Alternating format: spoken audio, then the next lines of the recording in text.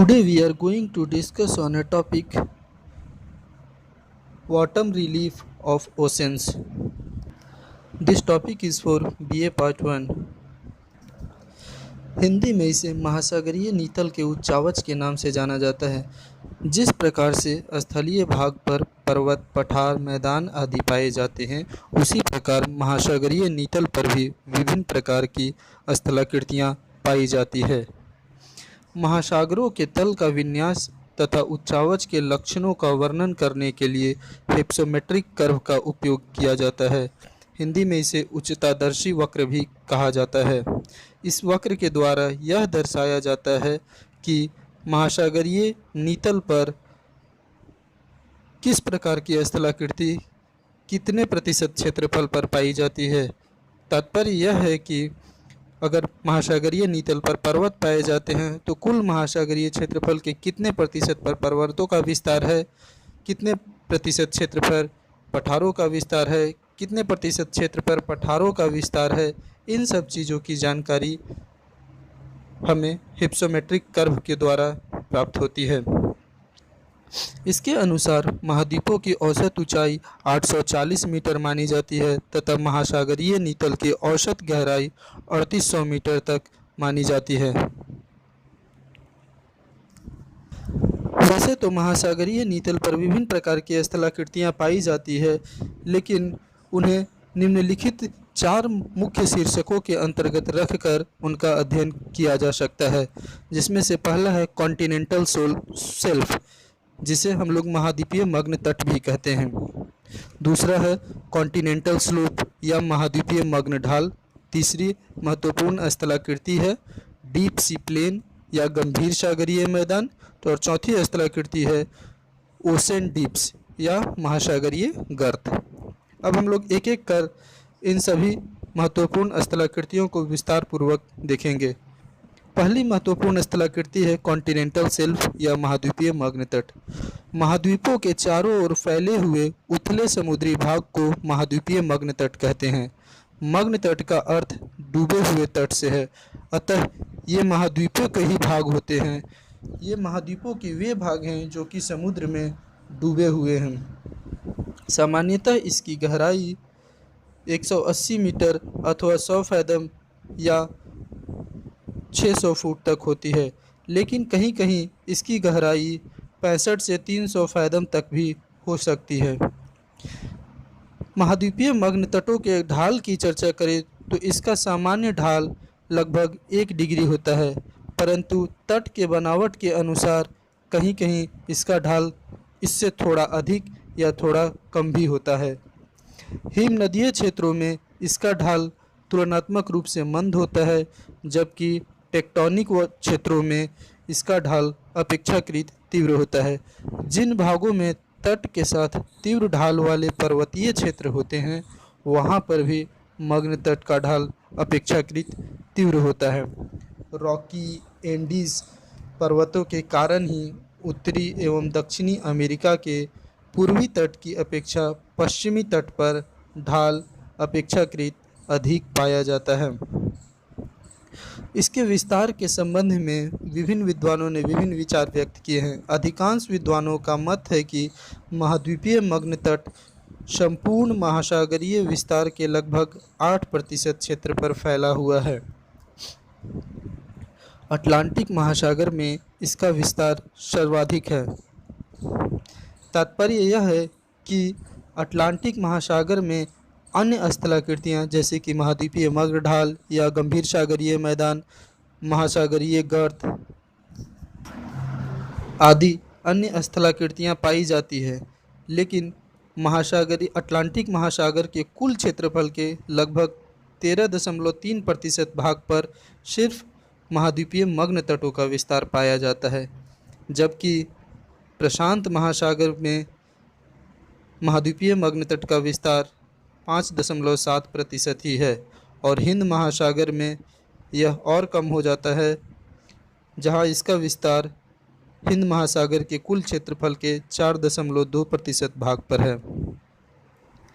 इसकी चौड़ाई तटीय भूमि की ढाल पर निर्भर करती है।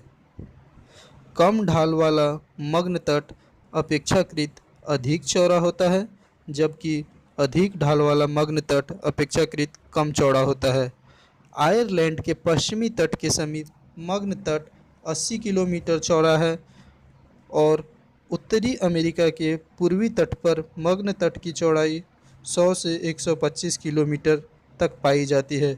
वैसे संसार में सबसे ज़्यादा चौड़ा मग्न तट साइबेरिया तट के साथ आर्कटिक सागर की ओर पाया जाता है, जहां इसकी अधिकतम चौड़ाई लगभग 1287 किलोमीटर तक है।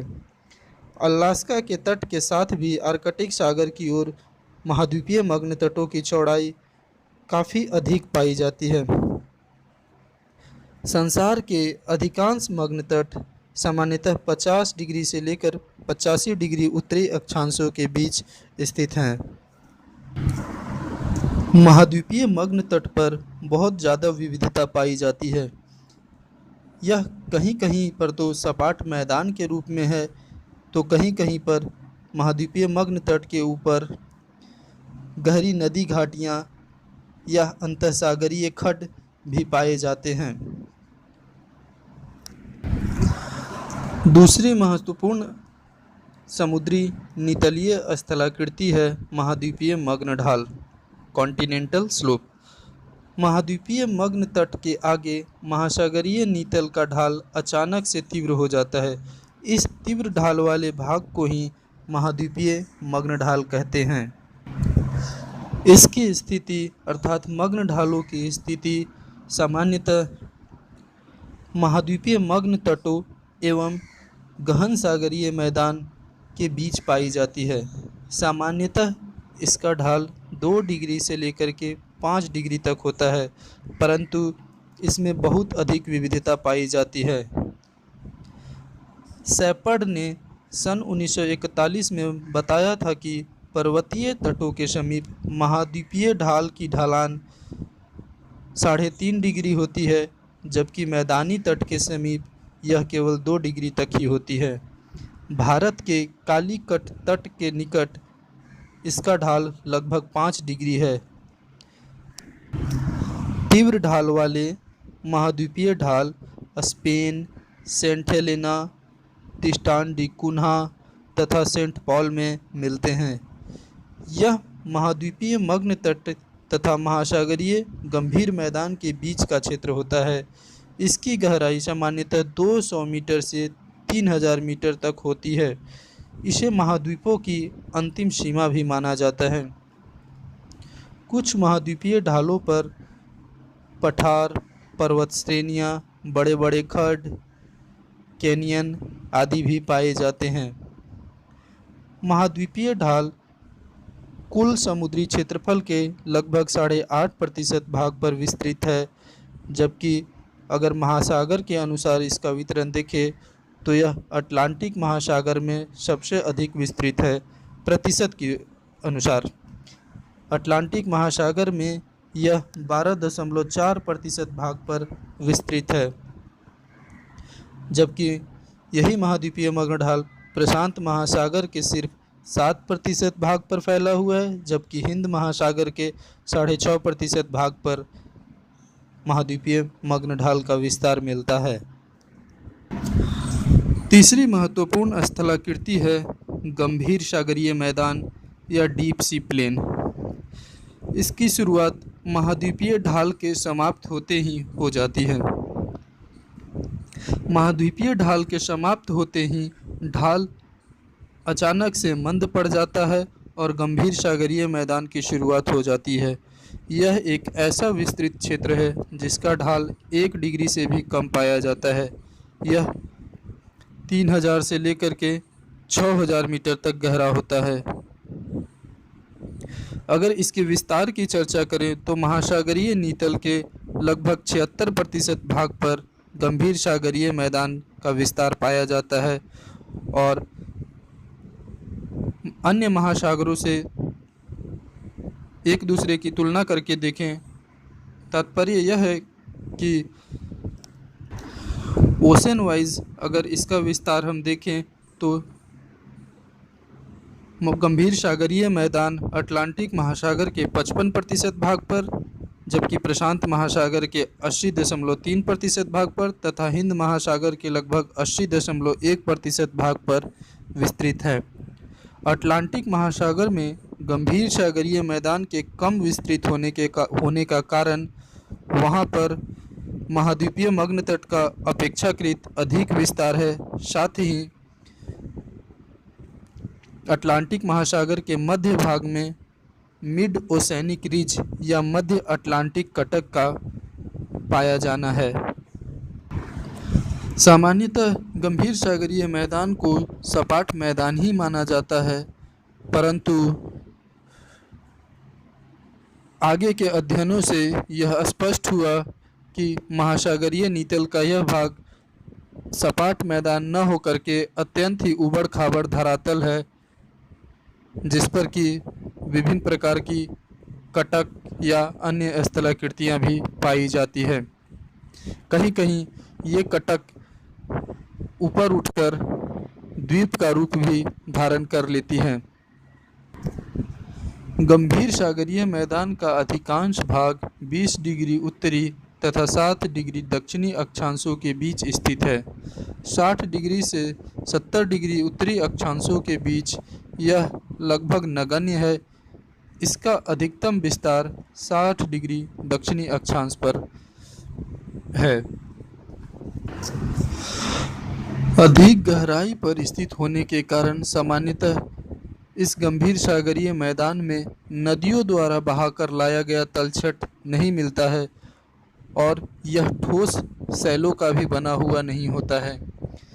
इन मैदानों पर मूलतः समुद्री जीव जंतुओं के अवशेष, सूक्ष्म वनस्पति पदार्थों तथा कई प्रकार के बारीक पंखों, जिन्हें ऊज कहते हैं, का निक्षेप पाया जाता है। अधिक गहरे भागों में इन पर रेड क्ले तथा ज्वालामुखी राख का भी विस्तार पाया जाता है।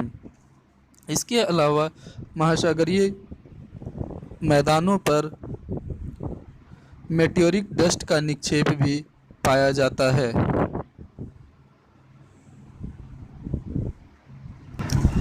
महासागरीय नीतल की चौथी महत्वपूर्ण स्थलाकृति है महासागरीय गर्त। समुद्र की तली पर इधर उधर बिखरे हुए महासागरीय गर्त पाए जाते हैं। इसके किनारे एकदम तीव्र व खड़े ढाल वाले होते हैं, परंतु इसका क्षेत्रफल बहुत ही कम होता है। ये महासागरीय नीतल के लगभग 7% भाग पर विस्तृत हैं। महासागरों के मध्यवर्ती भागों में इनका पूर्णतः अभाव होता है। ये गर्त घोर अंधकार तथा शीतल जल से युक्त होते हैं। इनकी उत्पत्ति वलन अथवा भ्रंशन के कारण मानी जाती है। ये बहुत संकरी खाइयाँ होती है जो समीपवर्ती मोड़दार पर्वतों अथवा द्वीपमालाओं के समानांतर होती है। इनकी गहराई सामान्यतः 5500 मीटर तक होती है। विश्व के सबसे गहरे गर्त की गहराई 11 किलोमीटर है। यह प्रशांत महासागर में है, जिसे मारियाना ट्रेंच के नाम से भी जाना जाता है।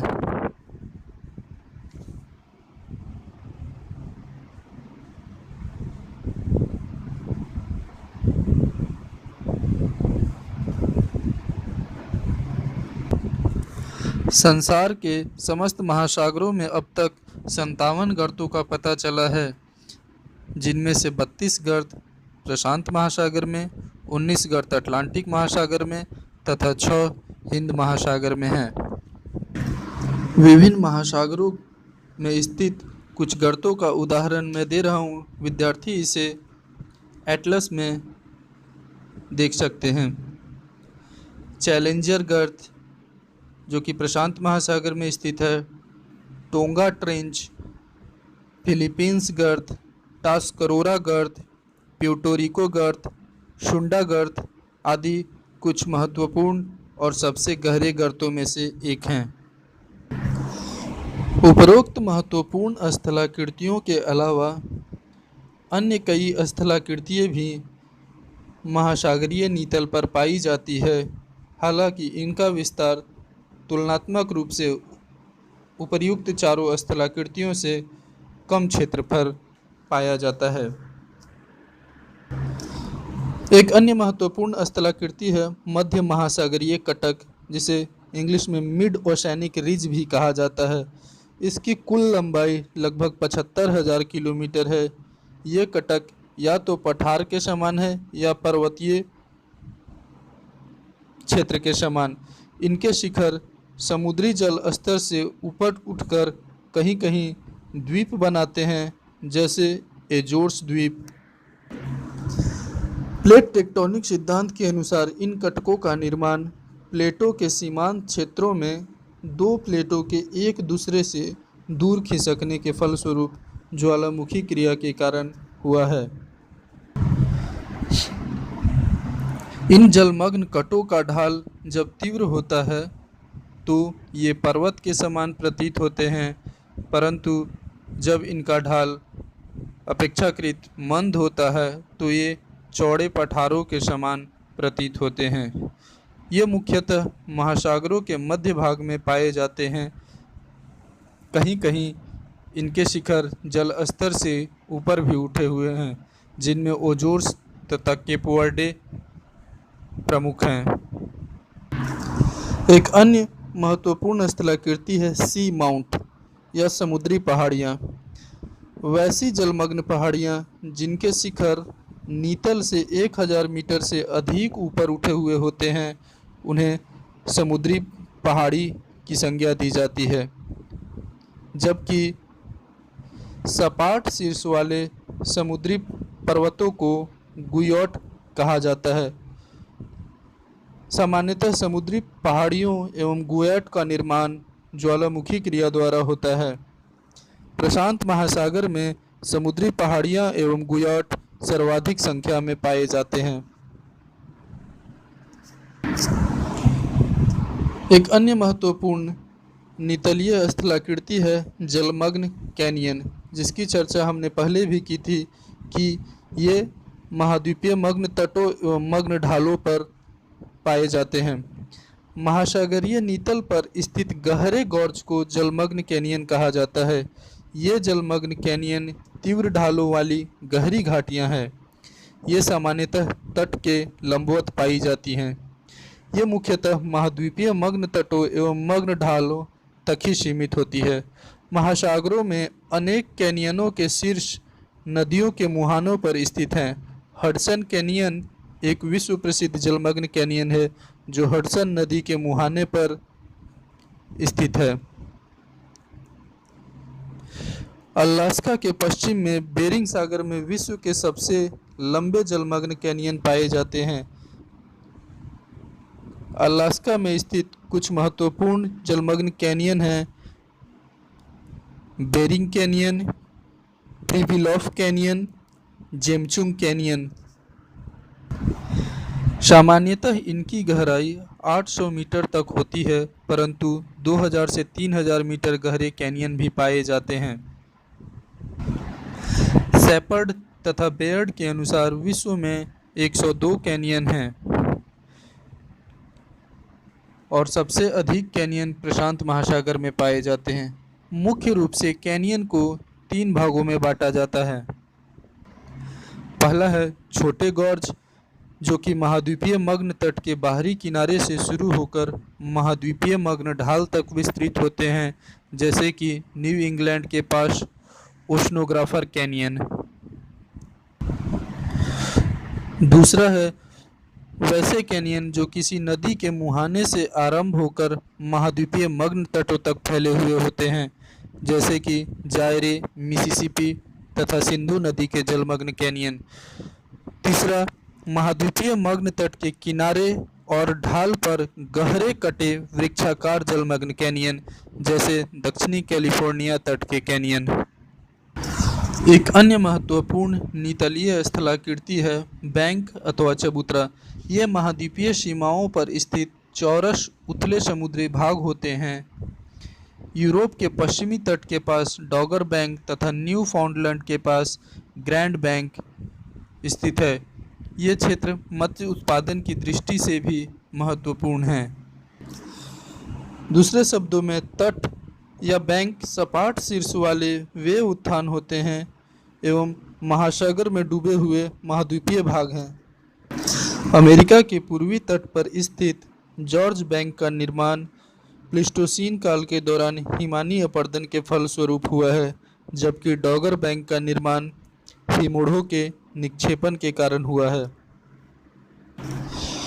एक अन्य नितलीय महत्वपूर्ण स्थलाकृति है प्रवाल भित्ति, जिसकी चर्चा हम लोग आगे के अध्याय में भी करेंगे। सामान्यतः प्रवाल भित्ति जैविक प्रक्रियाओं द्वारा बनता है। प्रवाल भित्ति एक चूना प्रधान संरचना होती है जिसका निर्माण कोरल पॉलिक्स नामक जीवों द्वारा होता है। संसार की सबसे बड़ी प्रवाल भित्ति पूर्वी ऑस्ट्रेलियाई तट के समानांतर पाई जाती है, जिसे ग्रेट बैरियर रीफ के नाम से भी जाना जाता है।